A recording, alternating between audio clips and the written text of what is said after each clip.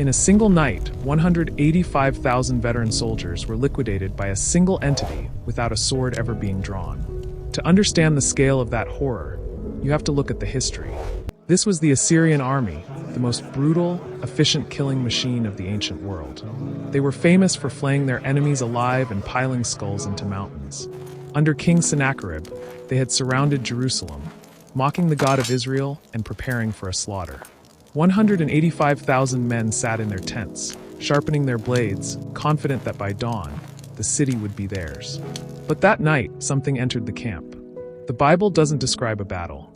There was no clashing of steel, no screams, no desperate retreat. The angel of the Lord simply passed through. By the time the sun rose, the camp was a silent graveyard of 185,000 corpses. No wounds, no blood. Just the terrifying realization that a single celestial being had switched off the lives of nearly 250,000 men as easily as one might blow out a candle. This wasn't a demon, a ghost, or a monster. It was an angel of the Lord, the ultimate high-ranking weapon of the unseen realm. If you still believe these beings are soft, fluffy guardians, you are catastrophically wrong. And this visual map is about to show you why. For centuries, Western art and modern religion have sanitized the most powerful creatures in existence. We have committed a massive intellectual fraud by turning cosmic warriors into porcelain dolls and interdimensional messengers into winged toddlers. But the ancient texts, the 66 books of the Bible, describe a reality that is far more alien, far more complex, and far more terrifying than any science fiction novel ever written. Most people think they want to see an angel. They don't. In the Bible, the first words out of an angel's mouth are almost always, "Do not be afraid." Why? Because their mere presence is enough to induce a heart attack or drop a grown man to his face in a catatonic state of shock. They do not exist to be your spirit guides or to decorate your greeting cards. They are ministering spirits, yes, but they are also executioners, military commanders, and guardians of a holiness so intense that it would melt a human being into soup on the spot. This video is a deep tissue analysis of the angelic host. We are stripping away the apocryphal legends and the later mythological traditions to look at what the Bible actually says. We are going to map out the entire hierarchy from the ground up. We will begin with the ground troops, the messengers who walk among us, often undetected, yet possessing the power to level cities. We will ascend to the commanders, beings like Michael and Gabriel, who lead cosmic wars that span thousands of years and involve the fate of entire nations. Then we will cross over into the spiritual realm to witness the celestial beasts, the Ophanim, the cherubim, and the seraphim. These are entities covered in eyes, burning with perpetual fire, and moving with a geometric logic that defies human physics. But we won't stop at the good host. To understand the light, you must understand the shadow. We will analyze the fall of the anointed cherub and the rebellion that turned a masterpiece of beauty into the prince of darkness. And finally, we will solve the ultimate mystery, the identity of a single being known as the angel of the Lord, an entity who speaks as God, acts as God, and yet appeared in human history centuries before the world knew his name. This is not a Sunday school lesson. This is an intelligence briefing on the unseen dimension that surrounds you right now. The door is open. The map is set. Let's begin at the foundations. Before we see their faces, we must understand their physics. What exactly is an angel? To understand the beings on this map, you have to delete everything you know about biological life. We are carbon-based, fragile, and bound by the linear march of time. Angels are something else entirely. They are not people with wings. They are interdimensional, non-material intelligences. First, we must decode their origin. Unlike God, who is eternal, existing in a state of nunc stans, or the everlasting now, with no beginning and no end, angels occupy a state philosophers call eviternity. This is the middle ground between time and eternity. There was a specific nanosecond before the creation of our physical universe where the angelic host was spoken into existence. They were the morning stars, described in Job 38 verse 4-7, standing as spectators, singing for joy while the foundations of our reality were being laid. As St. Augustine noted in The City of God, the angels are the primordial light, a celestial society that predates the very existence of the sun and stars. Because they predate the physical world, they are not bound by its limitations. While humans are hardware, tied to a physical body that degrades and dies, angels are software. They are pure spirit, or pneuma. They don't have DNA, they have divine will. This leads us to a concept that will break your brain: the principle of individuation. In humans, matter is what makes us different. You and I are different because we occupy different bodies. But the angelic doctor Thomas Aquinas argued that because angels have no matter, they cannot be multiples of a single kind. This means each individual angel is its own entire species. Gabriel isn't just a type of angel. He is a unique category of being unto himself. They don't occupy space, they occupy authority. This leads us to the frequency anomaly. Why can't you see them right now? It isn't because they are far away in the clouds. It's because they inhabit what scholar Dr. Michael Heiser calls the unseen realm. Human eyes are only capable of perceiving about 0.0035% of the electromagnetic spectrum. Angels operate on a frequency of reality that sits just outside that sliver of perception. They aren't invisible because they are hiding. They are invisible because your biological sensors are literally incapable of detecting their dimension. However, through theophanic materialization, they can clothe themselves in temporary matter, interacting with our world like a hand reaching into a shadow box. This explains why an angel can move through a wall in one moment and roll away a multi-ton stone from a tomb in the next. They are interdimensional hackers of our physical laws. But here is the detail that marks them as truly alien. The angelic host is a static population. In the human world, we are a race. We reproduce, we grow, and we die. Our numbers are always shifting, a constant churn of birth and decay. But in the unseen realm, the census is closed. As Jesus states in Matthew 22 verse 30, they neither marry nor are given in marriage. There are no baby angels. There is no evolution in heaven. Every entity we discuss today was present at the dawn of time. They are a finished army, a permanent, unchanging force that has been watching human history since the first breath was drawn in Eden. When you speak of an angel, you are speaking of a being that possesses billions of years of observational data. Finally, we have to look at their intuitive intelligence. Humans learn through discursive reasoning. We crawl from step A to step B. We study, we forget, and we struggle to grasp truth. Angels don't study. Because they are pure intellect, they possess intuitive knowledge. They do not look at a forest and count the trees. They perceive the entire mathematical, biological, and spiritual essence of that forest simultaneously and instantly. They don't reason their way to a conclusion. They simply behold the truth. As Blaise Pascal hinted, they are intelligences that see the end from the beginning. They don't learn the Bible. They witness the breath of God as he inspired the pens of the prophets. Now that you understand the physics of their existence, that they are immortal, non-biological, and interdimensional, we can finally look at how this massive force is organized. Because heaven isn't a cloud with harps. It's a high-command military structure. Let's descend from the abstract and look at the ground troops. The beings who look exactly like us, until they don't. We descend now from the abstract dimensions of spirit to the first level of the map, the common tier. But here is the warning. In the celestial hierarchy, the term common is a mask. In theology, these are the angelos, the messengers. But in the theater of spiritual warfare, they are sleeper agents. This brings us to the humanoid paradox. Throughout the Bible, from the dust of Sodom to the light of the empty tomb, these beings almost always appear as men. Not as winged hybrids, but as ordinary, unremarkable males. This is the stealth factor. As the author of Hebrews 13 verse 2 warns, "Do not forget to show hospitality to strangers, for by so doing some people have shown hospitality to angels without knowing it." Stop and let that sink in. This isn't poetry. It's a terrifying biological claim. It implies a level of mimicry so perfect that it bypasses every human instinct. You could sit next to one on a train, buy coffee from one, or look one in the eye in a crowded street, and your five senses would register nothing but a stranger. There are no halos, no glowing skin, just a presence that is perfectly, chillingly normal. But why the disguise? The 13th century philosopher Thomas Aquinas argued in his Summa Theologica that angels don't become human, they assume a body. They condense their spiritual energy into a three-dimensional suit made of matter. C.S. Lewis offered the most mind-bending explanation for this. He suggested that we shouldn't think of angels as unsubstantial ghosts. Instead, they are more substantial than us. To an angel, a brick wall is as thin as a cloud of steam. They don't walk through walls because they are thin. They walk through them because they are more real than the wall. To them, we are the ghosts. This tier operates in three lethal divisions. First, the strategic messengers. These are the intelligence officers. Take Gabriel. In Daniel 9, Gabriel doesn't just deliver a greeting. He drops a time map of the future of the world. But his missions aren't easy.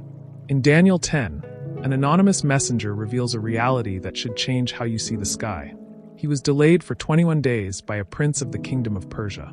As scholar Dr. Michael Heiser notes in The Unseen Realm, this proves that the atmosphere above your head is a contested combat zone. These messengers are operatives moving through enemy-controlled airwaves, carrying data that the territorial gods of this world are desperate to intercept.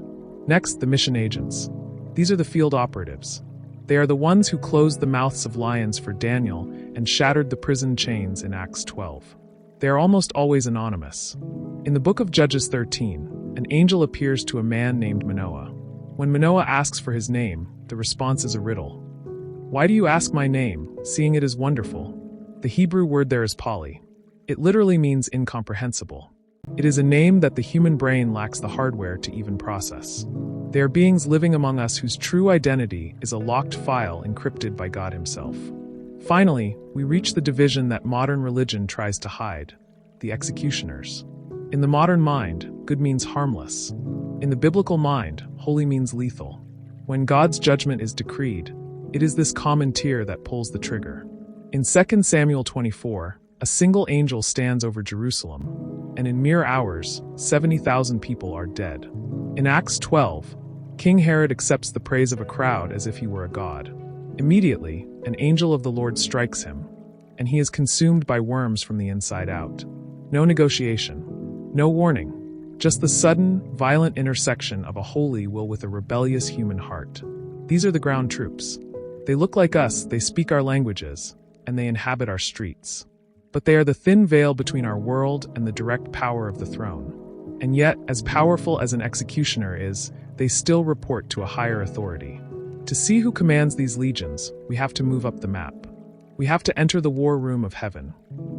We are moving up the map.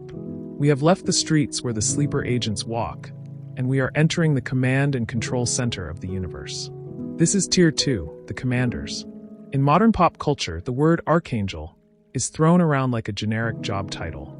We see it in video games, fantasy novels, and Renaissance art, often depicting a host of 7 or more. But if we stick strictly to the declassified data of the 66 books of the Bible, we find a jarring anomaly. There is only one being ever given the title of archangel. His name is Michael. The prefix arch comes from the Greek archi, meaning chief or primary. Michael is not just an angel, he is the general of the host.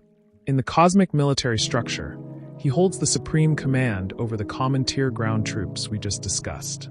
In Revelation 12 verse 7, the hierarchy is made explicit. Michael and his angels fought against the dragon. Notice the possessive. They aren't just God's angels. In a structural sense, they are Michael's battalion. But to understand why Michael is the most vital operative in the unseen realm, you have to understand the concept of cosmic geography. Most people believe the borders on a world map are drawn by politicians and decided by treaties. The Bible suggests they are drawn in the spirit, according to a blueprint laid down at the dawn of civilization. This is the Deuteronomy 32 worldview. In the ancient Hebrew Song of Moses, it is revealed that when the Most High divided the nations after the rebellion at the Tower of Babel, he partitioned the planet according to the number of the sons of God. As scholar Dr. Michael Heiser argues in The Unseen Realm, this was a judicial act.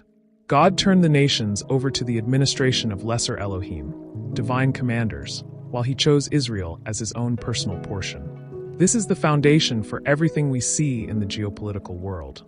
It means that history is not just a series of human accidents. It is the visible shadow of a celestial war. This brings us to the most detailed intelligence report on spiritual combat in the entire Bible, Daniel chapter 10. Picture Daniel, a high-ranking official in the Persian Empire, mourning and fasting for 21 days. He is pleading for an answer to a vision. For 3 weeks, the heavens are silent. Then an entity appears, a messenger whose presence is so intense that Daniel's companions flee in terror, and Daniel himself collapses into a death-like sleep. This messenger reveals a reality that should change how you look at the sky above your head. He tells Daniel, "From the first day that you set your heart to understand, your words were heard." The message was sent instantly. So why the 21-day silence? Because the messenger was intercepted. He tells Daniel he was withstood by the prince of the kingdom of Persia. Let's be clear. This was not a human king. No mortal man can block a celestial spirit for 3 weeks. This was a high-ranking rebel commander, the spiritual strongman assigned to the territory of Persia. We are looking at interdimensional trench warfare. The messenger was locked in a stalemate in the second heaven, unable to break through the Persian airspace until Michael, the great prince, arrived to break the siege. And the fight didn't end there. The messenger reveals that after speaking to Daniel, he must return to fight the prince of Persia, and soon, the prince of Greece will arrive to join the fray. Think about the implications for the few minutes we are spending together. This suggests that right now, as you watch this, there is a grid of authority overlaid on our world.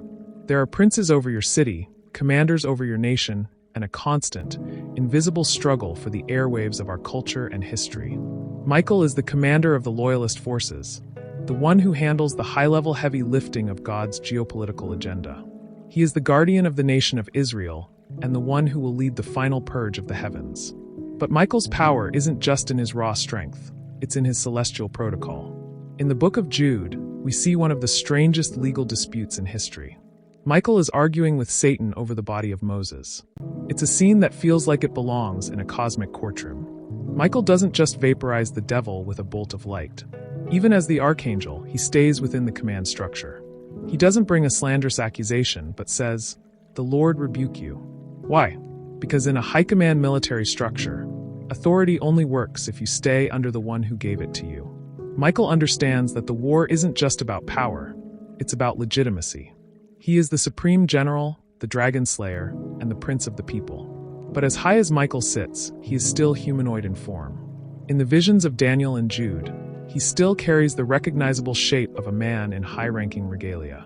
To find the beings that make an archangel look normal, we have to leave the war room. We have to enter the inner sanctum of the throne. We are moving away from the commanders who fight our wars and into the presence of the entities that shouldn't exist. We are moving into the realm of the celestial beasts. We begin our ascent into the inner sanctum with the most polarizing entity in the biblical record, the Ophanim.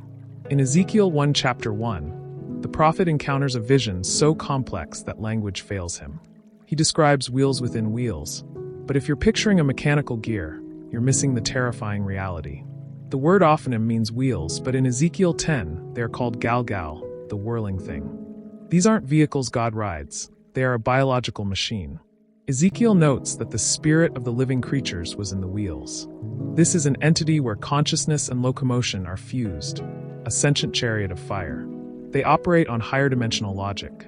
They move in any direction without turning, defying 3D physics.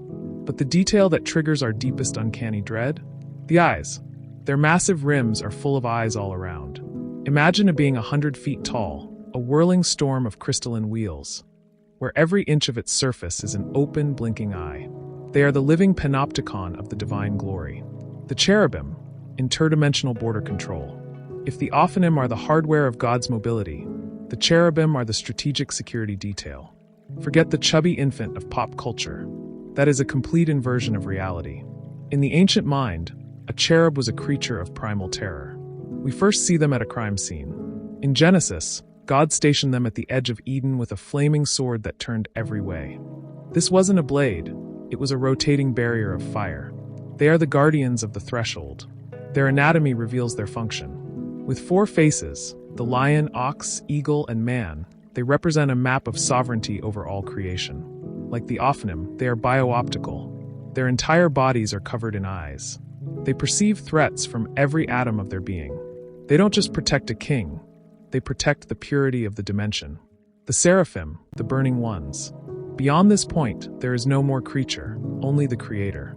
The seraphim appear only in Isaiah 6, and their presence shatters every peaceful image of heaven. Their name means the burning ones.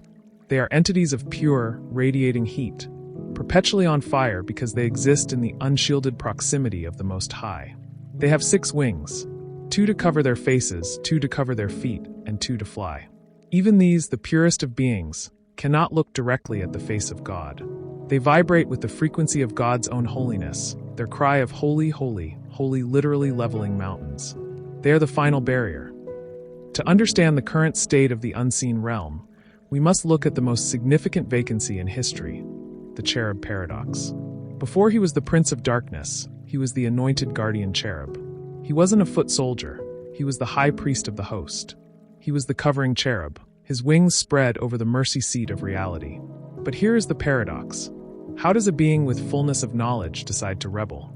He mistook the light he was reflecting for light he was generating. The jeweled anatomy.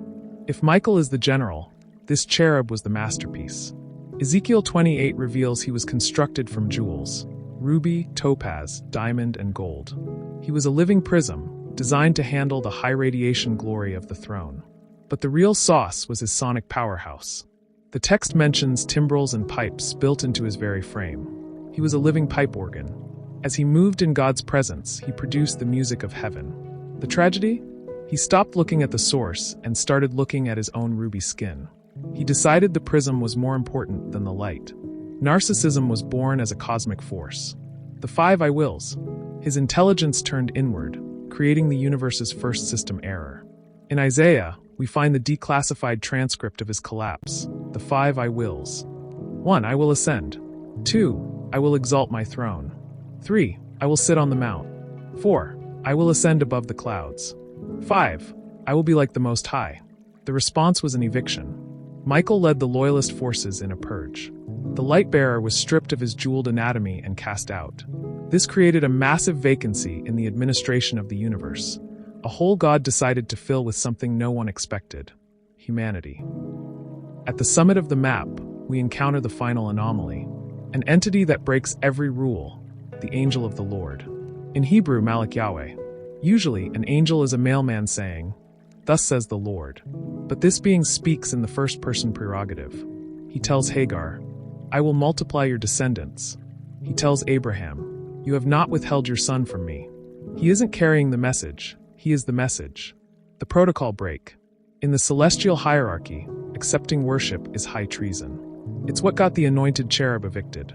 When the Apostle John tries to worship an angel in Revelation, the angel panics. Do not do that. Worship God. But in Joshua 5, when Joshua meets the commander of the Lord's army and falls on his face, the commander doesn't rebuke him.